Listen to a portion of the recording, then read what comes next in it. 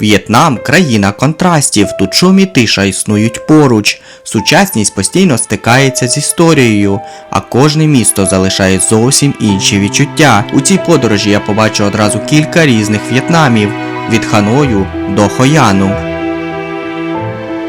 Моє знайомство з В'єтнамом починається з його столиці Ханою, місто, яке не готує, а одразу показує характер В'єтнаму і не намагається бути зручним. Ханой одразу кидає в ритм. Шум, мопеди, безперервний рух, місто живе за своїми власними правилами, і хаос тут виглядає абсолютно нормальним.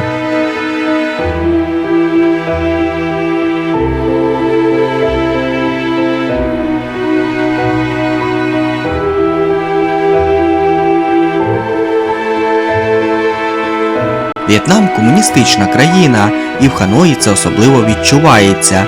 В архітектурі, символах, атмосфері усе нагадує про систему, яка довго формувала життя людей.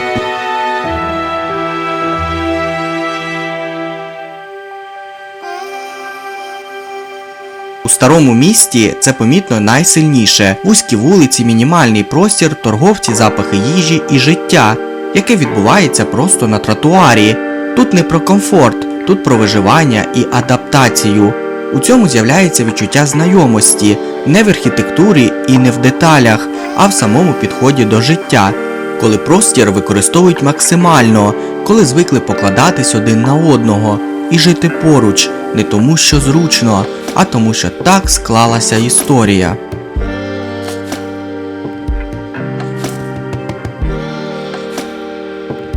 Храм Гоксон – це тиха пауза посеред Ханою, невеликий острів посеред озера і червоний міст, який чітко відділяє храм від міського шуму. Тут одразу змінюється ритм, менше руху, менше слів, більше зосередженості. Гоксон – це не про масштаб і не про показну красу, він про символи, які формували в'єтнамську ідентичність століттями. Храм присвячений героям і вченим, людям, для яких дисципліна, витримка і відповідальність були важливішими за особисте. Для країни з непростою історією такі міста є способом зберегти пам'ять і передати цінності далі. У просторі храму нічого випадкового. Кожен елемент має значення і працює на спільну ідею. Люди приходять не за емоціями, а за тишею і відчуття стабільності в місті, яке майже ніколи не зупиняється. Храм Гоксон не відокремлює віру від повсякденного життя. Він існує на стику традицій і системи. І на тлі хаотичного Ханою цей храм нагадує, що баланс між рухом і спокоєм тут все ще таки можливий.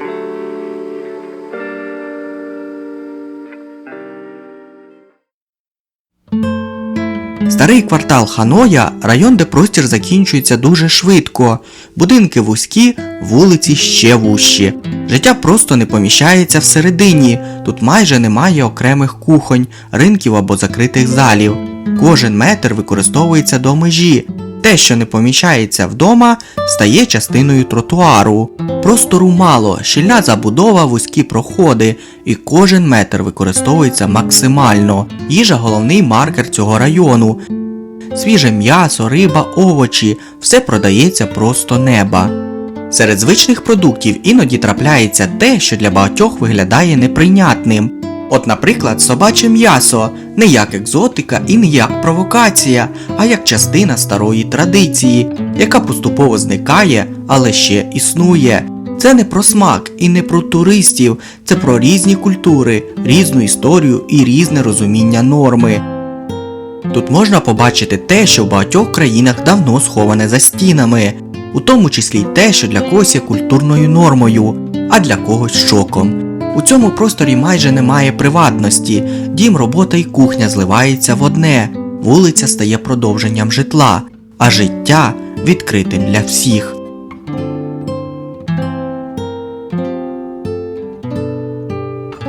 Старий квартал не намагається виглядати привабливо, він показує місто таким, яким воно живе щодня. Він формується так, як дозволяють обставини, і якщо дивитись уважно, старий квартал не показує екзотику, він показує, як виглядає місто, коли в ньому просто живуть.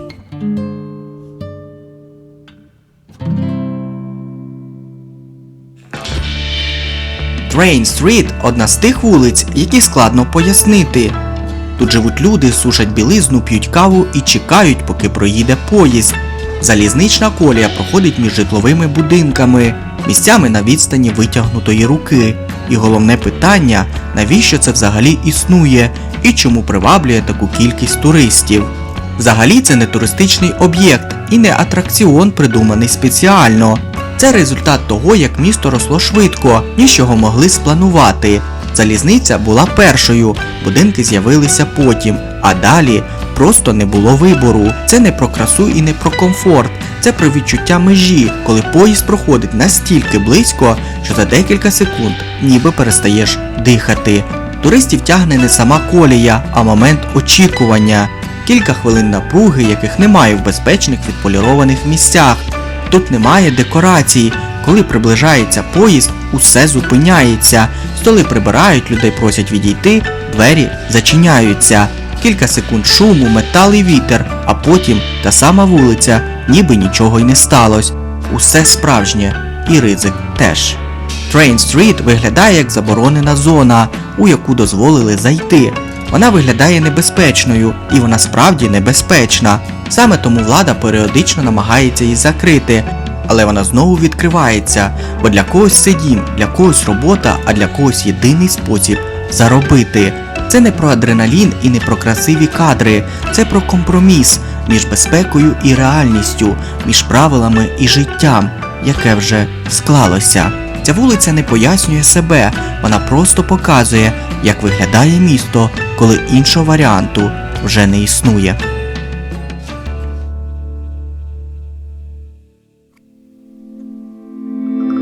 Щоб відчути справжню ширину В'єтнаму, після тісного Ханою вирушаємо в регіон Нінь-Бінь, щоб дослідити та побачити його в усій величі. Ми починаємо з комплексів храмів імператора Дінь Тьоньхуанга і його брата імператора Ле Зайхань. На цій території стоять два храми, присвячені першим правителям об'єднаного В'єтнаму. Старі стіни, різьблені дерев'яні елементи, тихі подвір'я. Усе це переносить у часи, коли формувалася держава. Тут відчувається історія буквально на дотик. Відлуння минулих століть, запах ладану, дзвін дзвонів і легкий шелест дерев створюють відчуття справжнього спокою. Цей комплекс нагадує, що В'єтнам – це не лише хаос сучасності, мопеди та ринки. Це ще про багато традицій, які тут бережуть століттями. Від культура до ритуалів, від символів влади до віри, що формували життя людей. Кожен камінь і кожна деталь говорить про повагу до минулого і про зв'язок поколінь і важливість зберігати власну історію. Після спокою стародавніх храмів ми сідаємо в машину і лишаємо комплекси імператорських храмів позаду. Всього 10-15 хвилин їзди і ми вже на підході до печери Муа. Печера Муа – це нелегкий оглядовий майданчик. Підйом починається одразу і не лишає варіантів. Сходи вузькі, камінь слизький. Людей багато. Хтось іде повільно, хтось зупиняється, а хтось розвертається і йде назад. Важливо, це не одна гора, дві вершини, два різних підйоми. Праворуч – дракон, стандартна точка, вид на який ви бачили в інстаграмі. Річка, поля, карстові гори. Красиво, передбачувано, зрозуміло. Ліворуч вища гора, сходи крутіші, менше людей, стояти важко.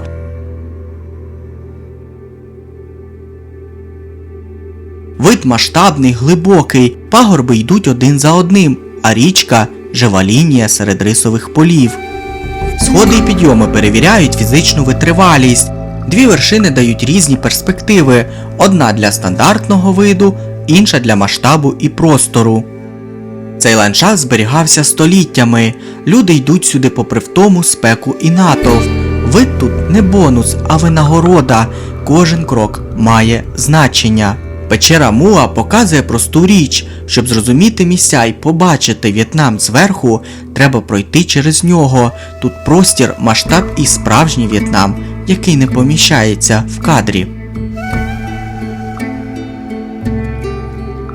Після вершини пагорбів ми спускаємося до Хангмуа, лотосових полів під підніжжям карстових гір. За легендою, імператор приїжджав сюди слухати співи й дивитися танці. Звідси й назва «Печера танцю».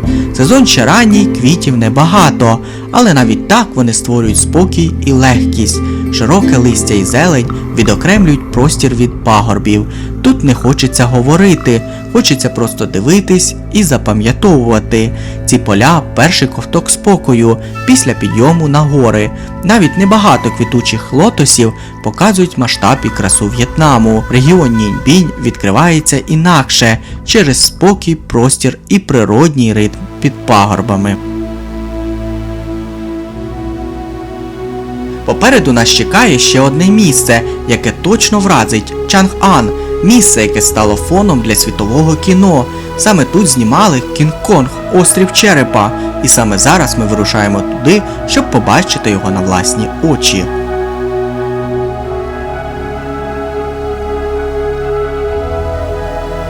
Ця місцевість не раз ставала фоном для фільмів і реклами. Тут знімали «Кінг-Конг», сцени для історичних драм і бойовиків. Пам'ятаєте цей момент із фільму?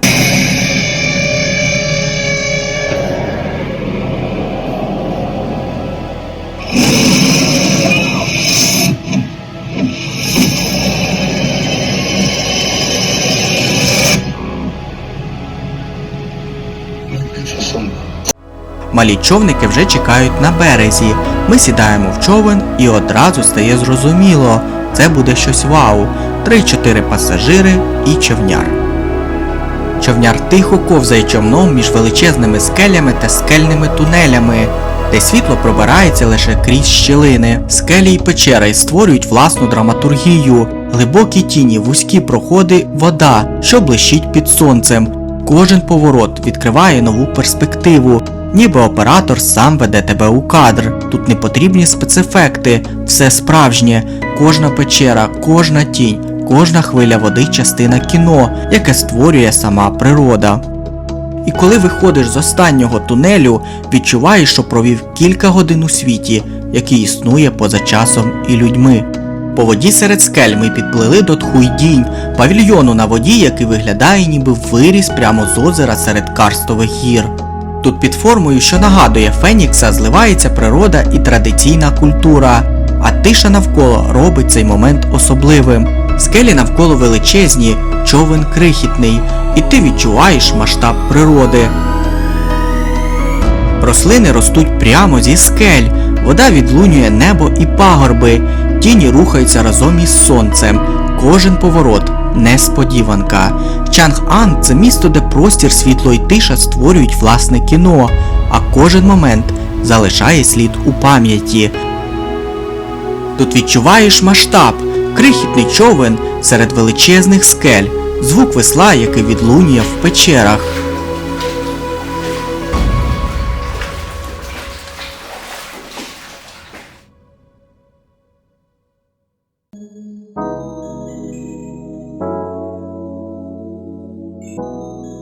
Після Ханою та регіону Ніньбінь ми вирушаємо на південь країни, до міста Дананг. Тут В'єтнам інший, широкі вулиці, сонячні пляжі, простір і нові горизонти. Контраст очевидний. Наступна зупинка – пагода Лінь-Унг на схилі пагорба Сон-Тра в Данонг. Храм спокійно розташувався серед зеленої природи і відразу відчуваєш контраст із містом. Тиша, вітер, дзвони і аромат ладану. Люди приходять помолитися, залишити свічки та побажання, і ти відчуваєш ритм цього місця, який живе століттями. На території храму мешкають мавпи, вони можуть бути нахабними і непередбачуваними, і точно знають, що ти турист. Одна раптом накинулася на мене після того, як її налякав інший відвідувач, і вона мене поцарапала, а далі лікарня і 4 дози вакцини. Головний висновок – мати страховку, і все буде добре. Мавпи тут не атракціон, вони частина життя пагорба.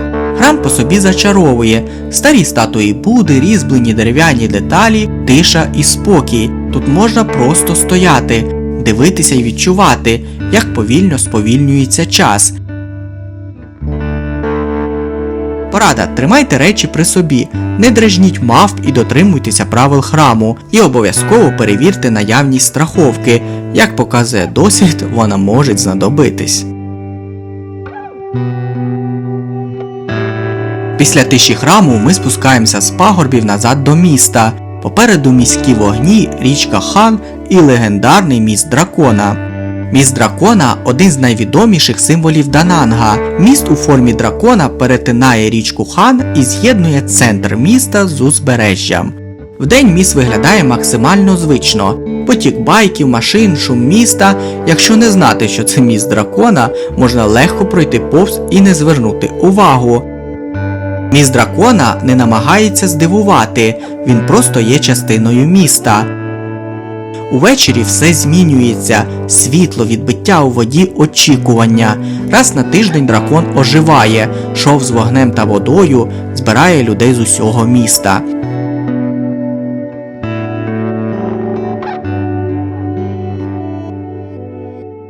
Асфальт переходить в пісок, а Дананг у Південно-Китайське море, а далі пляж Мікхне. Пляж Мікхне – довга смуга піску і води Південно-Китайського моря. Після хаосу міст пляж Мікхне стає ковтком простору та свіжого повітря. Пісок м'який, бурхливі хвилі, а горизонт здається нескінченним. Місцеві та туристи прогулюються берегом, а діти грають у пісок. Кожна хвиля – своя історія, енергія ранку, спокій обіду та тиша вечора. Це момент, коли море говорить само за себе. І навіть якщо ти стоїш на березі мовчки, емоції хвиль дістають тебе глибоко.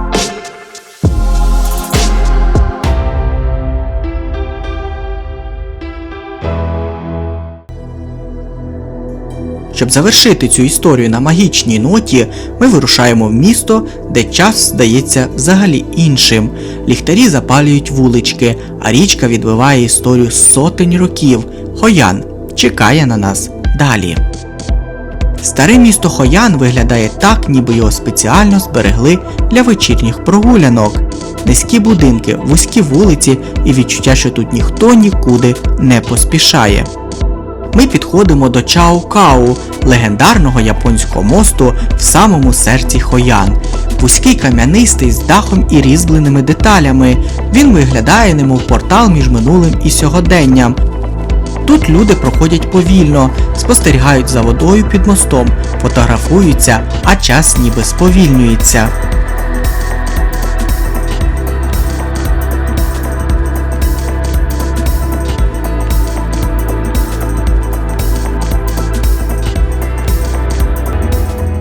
Після заходу сонця ми підходимо до річки. На воді вже починаються з'являти перші ліхтарики.